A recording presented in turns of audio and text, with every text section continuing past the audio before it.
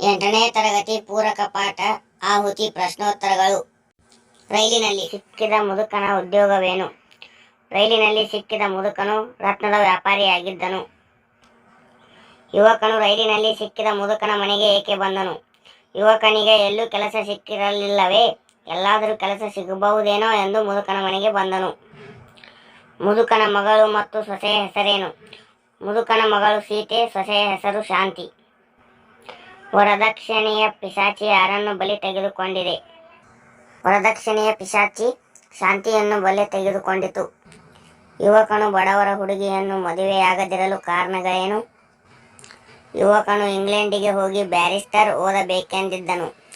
ಅವರಿಗೆ ಅಷ್ಟೊಂದು ಅನುಕೂಲವಿಲ್ಲದ ಕಾರಣ ಯಾರಾದರೂ ಶ್ರೀಮಂತ ಹುಡುಗಿಯನ್ನು ಮದುವೆಯಾದರೆ ತನ್ನ ಆಸೆ ಈಡೇರಿಸಿಕೊಳ್ಳಬಹುದೆಂದು ಯುವಕನು ತಂದೆ ತೋರಿಸಿದ ಬಡವರ ಹುಡುಗಿಯನ್ನು ಮದುವೆಯಾಗಲು ತಿರಸ್ಕರಿಸಿದನು. ಪತ್ರಿಕೆಯನ್ನು ತೋರಿಸಿ ವಿಜಯಳು ಅಣ್ಣನಿಗೆ ಏನು ಹೇಳಿದಳು? ಪತ್ರಿಕೆಯನ್ನು ತೋರಿಸಿ ವಿಜಯಳು ಅಣ್ಣನಿಗೆ ನೋಡುತ್ತಿದ್ದುದು ನೀನು ಕೊಂದ ಹುಡುಗಿಯನ್ನು ಎಂದು ಹೇಳಿದಳು.